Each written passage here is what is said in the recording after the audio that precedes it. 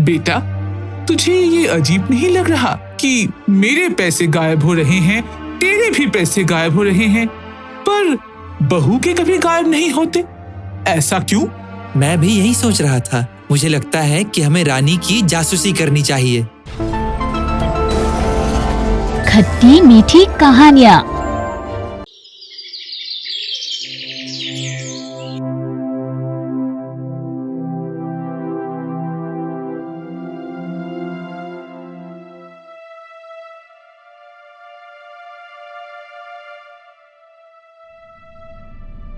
रुक जा, चोर कहीं की! तुझे शर्म नहीं आती अपने ही घर में चोरी करते हुए? निकल जा मेरे घर से चोरनी! इतने दिनों से हम सबको चूना लगा रही है। नहीं, एक मिनट मेरी बात तो सुनिए। हम चोरों की बात नहीं सुनते। चल निकल यहाँ से।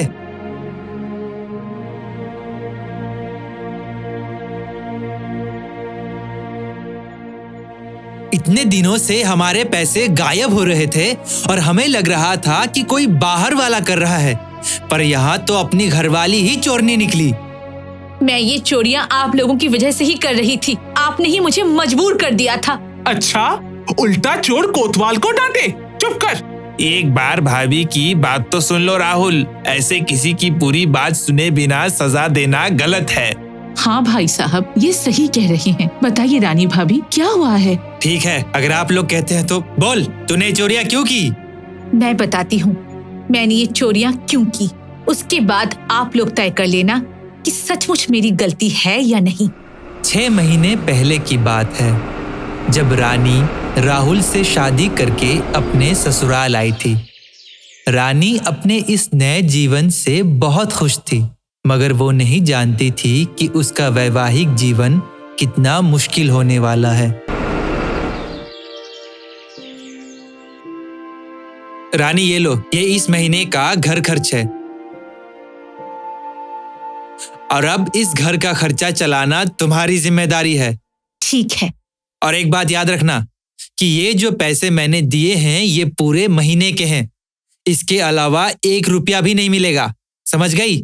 जी समझ गई। मैं इतने में घर चला लूंगी, ये बहुत हैं। तो फिर ये लीजिए सब्जी के पैसे, और मुझे बाजार से अपनी पसंद की सब्जी ला दीजिए ताकि मैं जल्दी से बना सकूं। राहुल सब्जी लेने चला जाता है और वो मशरूम लेकर आता है। ये लो सब्जियां, अब जाओ जल्दी बना के लाओ, मुझे भूख लगी है। जी बस अभी बनाती हूँ।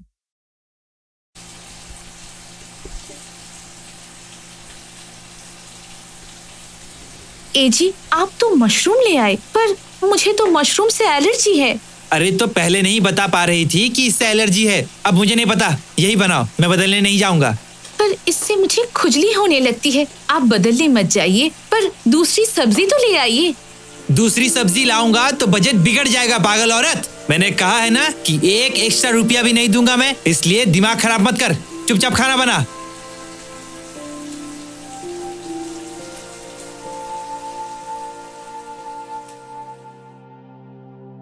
क्या हुआ बहू, तू खाना क्यों नहीं खा रही है? जी दरअसल मशरूम से मुझे एलर्जी है। बकवास मत कर फालतू की, चुपचाप खा ले। एक चीज पसंद नहीं है तो उस पर इतना नाटक क्या करना? सब कुछ खाना चाहिए, चल फटाफट खा। नाटक मत कर, नहीं खाना है तो यहाँ से चली जा। रानी उस दिन बहुत रोती है। उसकी शादी को आज 10वां दिन था और उसे अपने पति का एक अलग ही रूप देखने को मिल रहा था, जो उसने अब तक नहीं देखा था। धीरे धीरे उसे पता चलता है कि उसका पति और सास दोनों ही पैसों को लेकर इतने सख्त हैं कि वो उसकी एक भी नहीं सुनते हैं। कुछ दिन बाद, ये दवाई तो 1000 रुपए की है, अब मैं बजट कैसे मैनेज करूंगी? खैर जो भी हो, अभी तो ये जरूरी है, बाकी महीने के अंत में देखा जाएगा। समय गुजरता है और महीने का आखिर आ जाता है और उसे 1000 रुपए कम पड़ जाते हैं, जिस पर राहुल उसे बहुत डांटता है और यहाँ तक कि उस पर हाथ भी उठा देता है।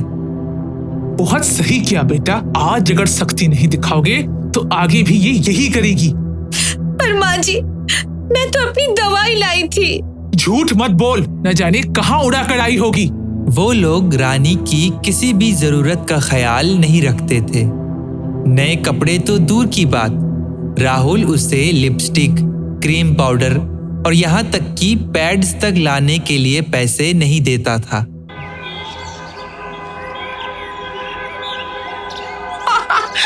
इसे देखो, कैसी बीमार सी लग रही है।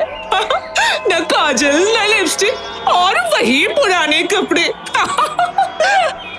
मुझे अपनी जरूरतों को पूरी करने के लिए अपना दिमाग लगाना पड़ेगा, क्योंकि घी सीधी उंगली से नहीं निकलेगा। रानी अब 10 रुपए की चीज लाती थी तो घर पे उसे 15 की बताती थी। इस तरह से वो अपने पास रुपए जमा करना शुरू करती है। एक दिन, अरे वो मेरी पैंट कहाँ गई? धोने डाल दी है क्या? जी डाल दी। उसमें कुछ पैसे निकले क्या? नहीं तो, जेबें तो बिल्कुल खाली थी।